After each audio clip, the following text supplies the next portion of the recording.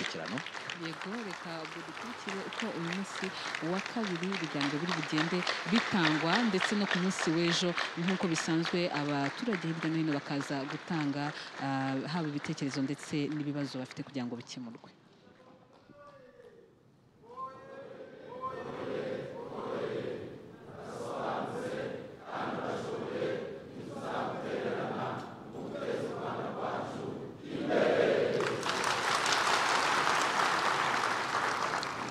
Murakoze cyane, ntimureba.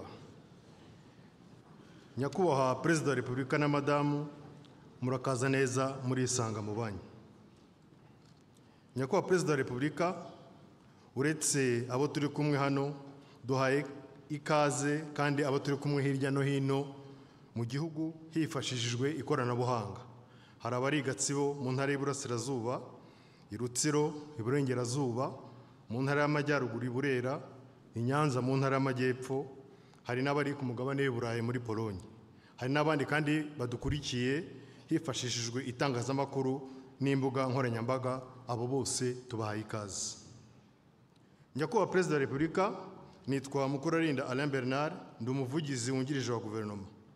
Kuri uyu munsi wa kabiri w'inama y'igihugu y'umushyikirano iteranye ku nshuro ya 19, ni ishema n'icyubahiro kuba umuhuza w'ibiganiro.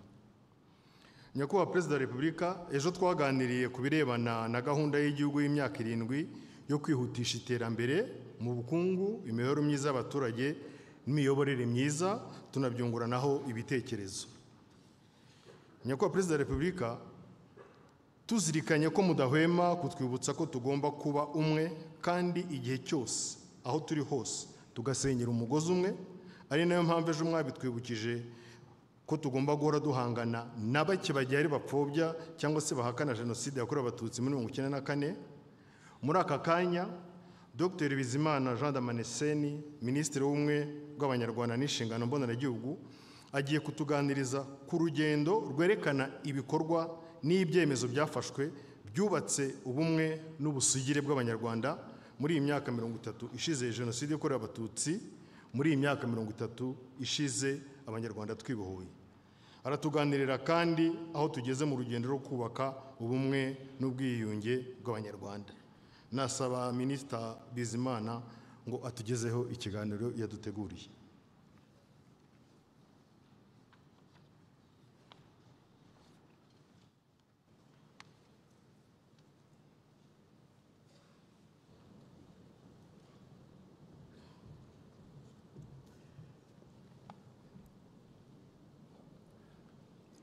Nyakubahwa Perezida wa Repubulika, mbashimiye umwanya mumpaye ngo ntange inshamake ku rugendo rw'ubumwe n'ubudaheranwa by'Abanyarwanda muri imyaka 30 tumaze jenoside yakorewe abatutsi ihagaritswe. Ndabikora mu bice bitatu bigaragaza aho twavuye, aho tugeze, ari naho hatwereka ibyo tugomba gukora kugira ngo aheza tugeze hakomeze kandi hazarambe. Mu mateka y'u Rwanda, ubumwe bw'Abanyarwanda bwari umusingi u Rwanda rwubakiyeho, haba mu mibereho, mu mibanire no mu miyoborere. Kubera inyungu zabo, abakoloni barabushenye, bimakaza politike y'irondabwoko yambatanye mbategeke. Leta zayoboye u Rwanda nyuma y'ubwigenge zimitse politike ishingiye ku bumwe bwabo zitaga rubanda nyamwinshi, yatangije Abanyarwanda mu buzima bwabo bwose, zinimika irondakarere ritonesha aho abategetsi bakuru bakomokaga. Politike y'irondabwoko ntiyagarukiye mu Rwanda gusa, yanakwijwe mu burasirazuba bwa Kongo mu myaka y'1980, bikozwe n'ubutegetsi bw'u Rwanda ku bwumvikane na Kongo, hashingwa ishyirahamwe ryiswe Magrivi muri Rucuru na Masisi, ryubakiye kuri ya ngengabitekerezo ya rubanda nyamwinshi yakoreshwaga mu Rwanda, ingaruka zayo zikaba zigikomeje no muri ibi bihe turimo. Uburezi mu Rwanda nabwo bwarakoreshejwe mu gutanya Abanyarwanda, irondabwoko n'irondakarere mu mashuri bishyirwa mu itegeko, ryanahaga Minisitiri ubushinzwe 5% y'imyanya mu mashuri akayigenera abashaka. Perefegitura ebyiri Gisenyi na Ruhengeri bihariraga 65% mu mashuri no mu kazi, byageze n'aho mu mwaka w'1975 u Rwanda rusinya amasezerano mpuzamahanga yerekeye uburenganzira mu bukungu, imbonezamubano n'umuco, rwifata ku ngingo ya 13 isaba ibihugu gutanga uburenganzira busesuye ku burezi. Iyi mitegekere ishingiye kuri politike y'igitugu no gutanya abanyarwanda niyo yatumye hagati ya 1990 na 1994 leta ya MRND n'abo babyumvaga kimwe bibumbira mu gatsiko bise Hutu Power, aho gushyira imbere ubumwe bw'abanyarwanda bashishikariza abaturage bamwe kwica abandi, bahitana abatutsi barenga miliyoni mu mezi 3 gusa. Jenoside yahagaritswe na FPR Inkotanyi muri Nyakanga 1994, ariko yasigiye u Rwanda ibibazo by'ingorabahizi byarimo ibi bikurikira: ubwinshi bw'abakoze Jenoside bagombaga gufatwa no gucibwa imanza, abacitse ku icumu basabaga ubutabera buboneye kandi bwihuse, abanyarwanda barenga miliyoni 2 bahungiye mu bihugu duhana imbibi n'abari baravanywe mu byabo, inkomere, abapfakazi, imfubyi n'abana baburanye n'ababyeyi, bikajyana n'ibikomere ku mubiri no ku mutima. Hari isenyuka ry'inzego zose n'umutekano muke mu gihugu, kuba imari ya leta yari yarasahuwe n'abakoze Jenoside barayijyanye muri Kongo, n'ibindi bibazo byari biremereye. Gukemura ibyo bibazo byarashobotse kubera gushakira ibisubizo ku ihame ry'ubumwe bw'abanyarwanda, harimo amahitamo yo gusangira ubutegetsi yahise ashyirwa mu bikorwa ako kanya. Tariki 19 Nyakanga 1994 hashyizweho guverinoma y'ubumwe yumvikanyweho mu biganiro byahuje amashyaka ya politike atari yarijanditse muri Jenoside. Mu baminisitiri 17 bari bayigize, 9 bari abo mu mashyaka ya PSD, MDR, PR na PDC. Hafi ya bose bari abasivile mu rwego rwo guha abaturage ubuyobozi, ingabo zigahamana inshingano yo kubarinda. Gusangira ubutegetsi byanakozwe mu nteko ishinga amategeko yagiyeho tariki 25 Ugushyingo 1994, igizwe n'abadepite 70, FPR, MDR, PSD na PR bahabwa imyanya 13 buri shyaka, PDC ihabwa 6, IDPR, PDI na PSR imyanya 2 buri shyaka. Biro y'inteko nayo yubahirije ihame, perezida aba wa PSD, vice perezida aba wa PR, naho umunyamabanga ava muri PDI. Inteko yanashyizwemo abagore 8, biba intangiriro y'uburinganire ubu bwabaye ishingiro ry'imiyoborere y'u Rwanda. Gusangira ubuyobozi byanakozwe mu nzego zegereye abaturage, hashyirwaho abaperefe 11, tariki 9 Ugushyingo 1994, FPR na PR zihabwa imyanya 3, PSD na MDR zihabwa 2, PDC umwanya umwe. Guverinoma yanihutiye gukemura ikibazo cy'impunzi zari zaravanywe mu Rwanda ku gahato na leta y'abicanyi, zijyanwa mu bihugu bikikije u Rwanda, cyane cyane muri Kongo. Hari n'impunzi za kera zatahukaga nyuma y'imyaka 35 zari zimaze mu buhungiro kuva muri 59, zikaba arizo mpunzi za mbere muri Afurika zari zimaze imyaka myinshi mu buhungiro.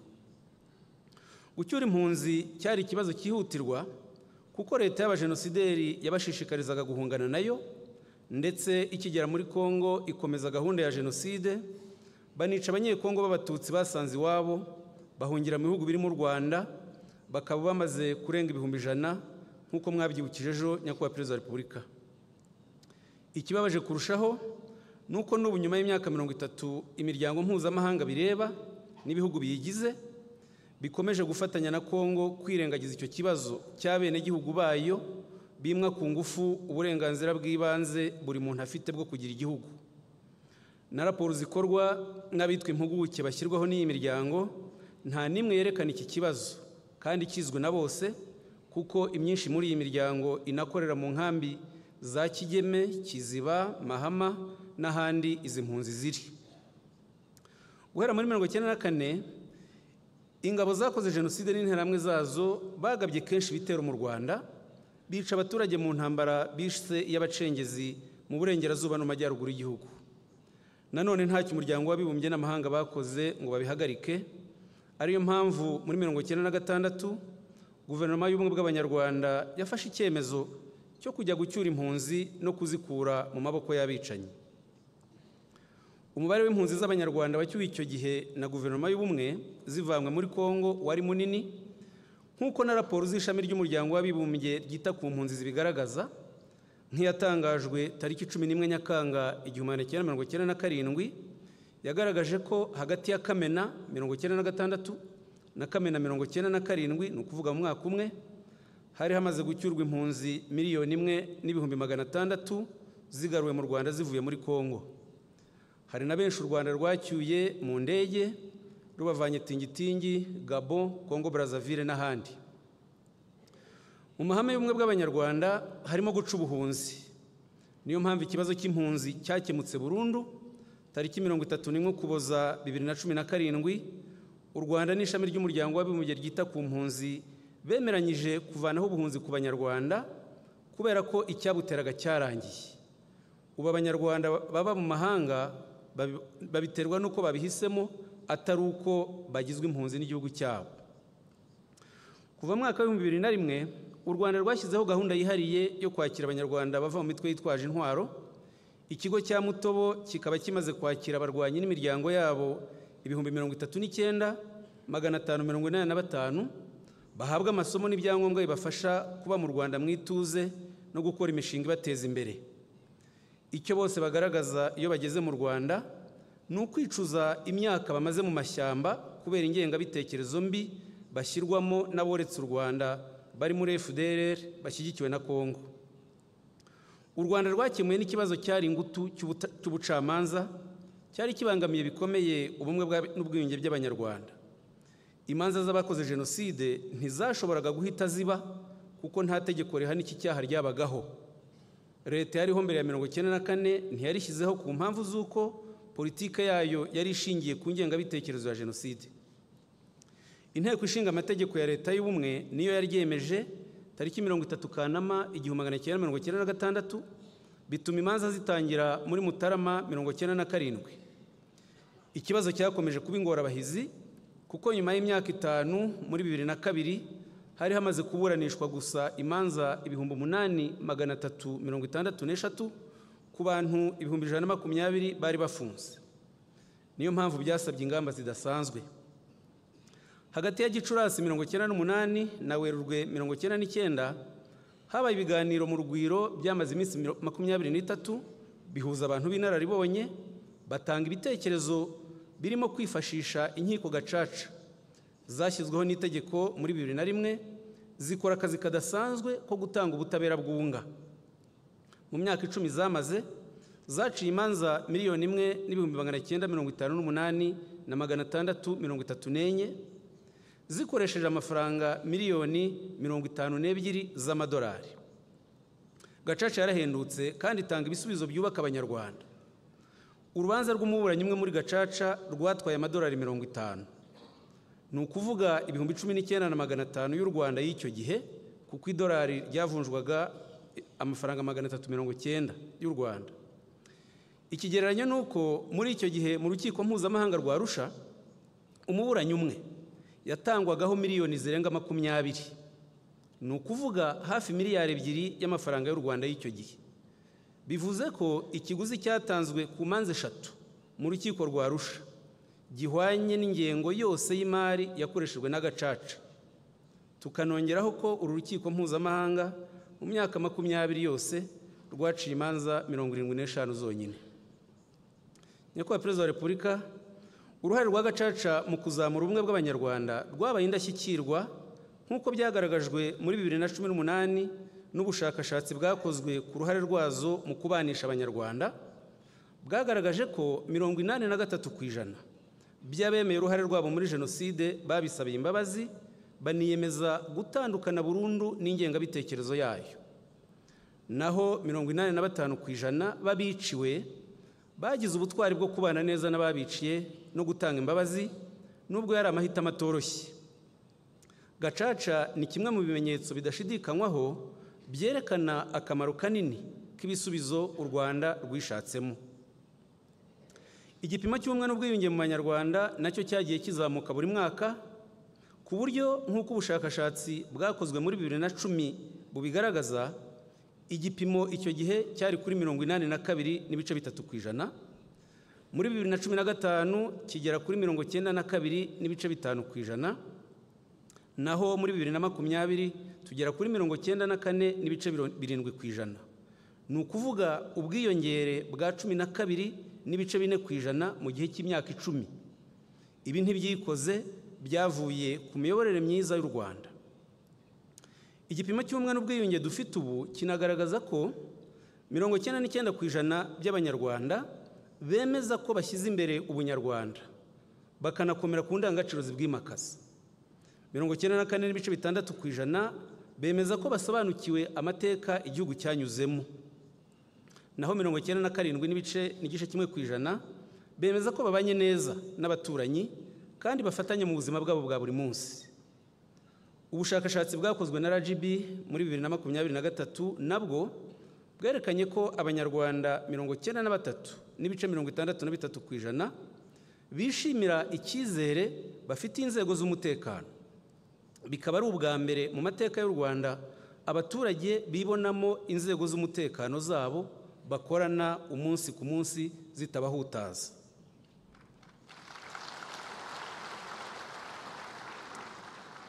Nyakubahwa Perezida wa Repubulika, mu byemezo bya politike biza hejuru ya 90%, abaturage bavuga ko byatumye igipimo cy'ubumwe n'ubwiyunge kizamuka kuva Jenoside ihagarikwa, harimo ibi bikurikira: kuvanaho indangamuntu zanditseho amoko zatanyaga Abanyarwanda, gusubiza abantu imitungo no gusaranganya amasambu, gushyiraho ingabo z'u Rwanda zirimo n'abahoze mu ngabo zakoze Jenoside, gushyiraho imirimo nsimburagifungo ifasha kugorora abihannye bagasaba imbabazi no kuvugurura imiterere y'ubuzima muri gereza, gushyiraho inzego zirwanya ruswa n'akarengane, kwegereza abaturage ubuyobozi bakagira uruhare mu bibakorerwa, no kwifashisha umuco nyarwanda nk'abunzi, ubudehe, umuganda, ingando, girinka, itorero, ndi umunyarwanda n'ibindi. Hari no kwimakaza umuco w'ibiganiro mu gushaka ibisubizo nk'uko bikorwa mu nama y'umushyikirano nk'iyi, mu ihuriro ry'imitwe ya politike n'ahandi. Ibi byemezo by'Abanyarwanda bashyize hamwe byagize uruhare mu kuzamura icyizere cyo kubaho kigera kuri 69.6% nk'uko byagaragajwe n'ibarura rusange ry'abaturage muri 2022. Nyakubahwa Perezida wa Repubulika, ku rwego rw'isi, amahanga yateye intambwe muri imyaka 30 mu kuvana isomo kuri Jenoside yakorewe Abatutsi. Tariki 8 Ugushyingo 1994, Umuryango w'Abibumbye wafashe icyemezo 955 gishyiraho urukiko mpuzamahanga rwaciriye imanza bake mu bakoze Jenoside. Tariki 16 Mata 2014, Umuryango w'Abibumbye wemeje ko Jenoside yakorewe Abatutsi ari ihame mpuzamahanga riri mu mateka y'isi ritagomba kugibwaho impaka.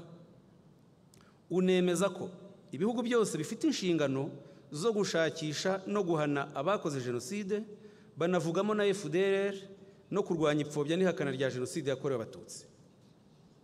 Tariki 26 Mutarama 2018, Umuryango w'Abibumbye washimangiye ko inyito igomba gukoreshwa n'isi ari Jenoside yakorewe Abatutsi muri 1994 mu Rwanda. Iki cyemezo kinategeka ko tariki ya 4 Mata buri mwaka izajya iba umunsi mpuzamahanga wo kuzirikana Jenoside yakorewe Abatutsi mu Rwanda. Hari ibihugu nk'Ubufaransa byubahirije iki cyemezo uko cyemejwe n'Umuryango w'Abibumbye.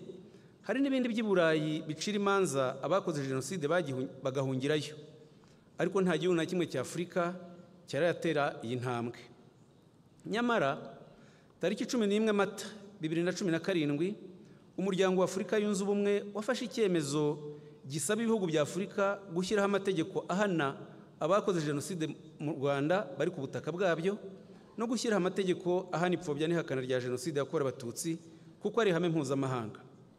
Umwaka ushize, tariki 20 Nzeri 2023, inama ya 45 ya komite ishinzwe umurage w'isi ya UNESCO yashyize ku rwego rw'isi inzibutso za Murambi, Bisesero, Nyamata na Gisozi ku rwego rw'isi kugira ngo bibere isi isomo ryo kwigira ku mateka ya Jenoside yakorewe Abatutsi. Kuba UNESCO yariyemeje kubungabunga amateka izi nzibutso zibitse, nuko izi neza akamaro zifitiye isi n'ahazaza hayo. hari abataravana amasomo muri ibi byemezo nyuzemo mu ncamake. Ubu nta kindi kiriho kivugwa ku mbuga nkoranyambaga uretse ingengabitekerezo y'urwango benshi bita tutsifobia yimitswe n'ubutegetsi bwa Kongo muri gahunda yeruye nk'iyakoreshejwe mu gutegura no gushyira mu bikorwa jenoside yakorewe abatutsi mu Rwanda. Urwango rwibasira abatutsi b'abanyekongo ruhamagarira kubakorera jenoside si rushya. Muri Kamena 1998 Herodian Ndombasi wari minisitiri w'ububanyi n'amahanga wa Kongo yashishikarije abanyekongo gutsemba ubwoko bw'abatutsi baba abanyarwanda cyangwa abanyekongo. Abivuga muri aya magambo ati, kuri twe ni nk'umwanda, ni udukoko duto twitwa vermine dutera indwara abantu, tugomba kuturimbura dukoresheje uburyo bwose n'ingamba zidasanzwe. Ku ruhande rwacu twahisemo gukoresha umuti ushobora kwica no kurandura burundu utwo dukoko. Iyi ni ingengabitekerezo iteye kimwe n'imvugo za rutwitsi zitaga abatutsi inyenzi, inzoka, inda n'izindi nk'izo zavugirwaga kuri Eritremu muri 1993-1994.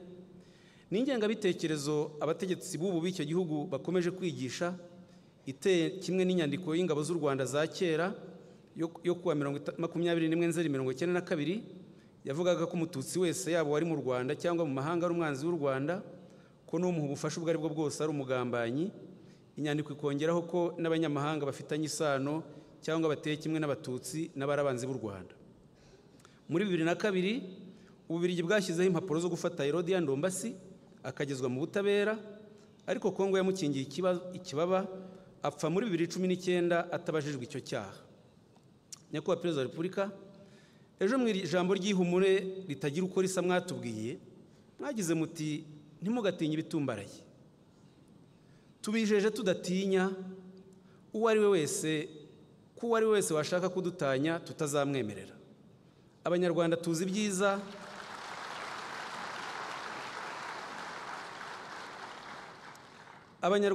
ibyiza by'ubuyobozi bwiza dufite bwavanye u Rwanda mu kaga n'akangaratete muri 1994, tukaba twemye dutekanye dutera imbere tubikesha mwebwe Nyakubahwa Perezida wa Repubulika. Tuzakomezanya namwe dufite ishema n'isheja ryo kubaka ubumwe bwacu no kongera umuvuduko w'iterambere bishingiye ku bwubahane n'amahanga nk'uko muhora mubidutoza. Urubyiruko rwacu ni rwima amatwi imvugo zigisha urwango nk'izavuzwe na Perezida wa Kongo ashakisha amajwi tariki 3 Ukuboza 2023, zigasubirwamo n'u Burundi kuri iki cyumweru tariki 21 Mutarama 2024.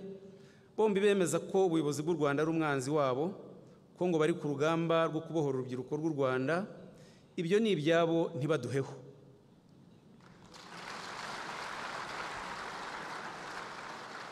Twakwibutsa ko tariki 29 Nzeri 2014 urukiko mpuzamahanga rwa Arusha rwakatiye igifungo cya burundu Mateo Ngirumpatse na Edouard Karemera, bari abayobozi ba MRND kubera urwango batoje interahamwe rukazishora muri jenoside. Ni nako byagendekeye abayobozi ba Eritremu Ferdinand Nahimana na Jean Bosco Barayagwiza bakatiwe imyaka 30 kubera ibiganiro by'urwango byanyuzwaga kuri radio bayoboraga. Ndetse na Simoni Bikindi wari umuririmbyi w'indirimbo zigisha urwango zanyuzwaga kuri Eritremu niko byamugendekeye.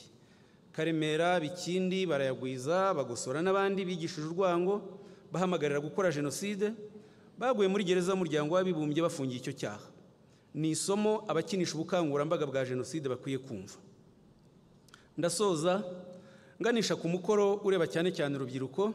Mwana twibukije ejo mu mpanuro mwaduhanya ko Perezida wa Repubulika wo kutarebera abadusenya n'abadutanya ngo twicecekere cyangwa ngo tubumve tubahe rugari. Abajene b'u Rwanda niba bafite imbaraga n'ejo hazaza h'igihugu, nibashyireho umwete wo kucyubaka no kucyubahisha. Guhangana n'abadutanya n'abarwanya ubuyobozi bwiza dufite ntibisaba kuba inzobere mu mateka, bisaba kubona heza u Rwanda rugeze no kutemera ko bisenywa. Rubyiruko rw'u Rwanda, ikivi ni icyanyu, ni mubi ntaganzwa, muhige guharanira kucyusa mukomeza intambwe y'ubumwe tugezeho. Ndabashimiye Nyakubahwa Perezida wa Repubulika. Murakoze.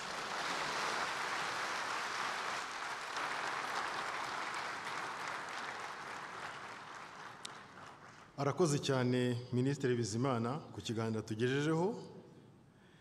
Nyakubahwa Perezida wa Repubulika, nyuma yo kugezwaho ibyakozwe ngo twongere twunge ubumwe habene kanyarwanda, tugiye gukurikirana ikiganiro cya kabiri kigaruka ku ruhare rw'urubyiruko. Mwumvise ko na minisitiri ariho asoreje kandi n'ejo mwabyibanzeho, uruhare ku rubyiruko mu gufata iya mbere mu kwitegurira ejo heza hazaza, ari naho ejo heza hazaza h'u Rwanda.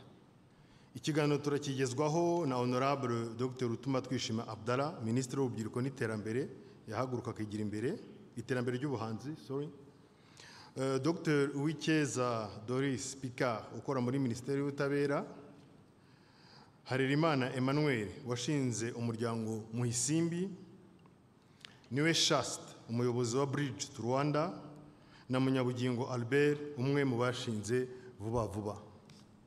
Mugire vuba nk'uko tubisorejeho.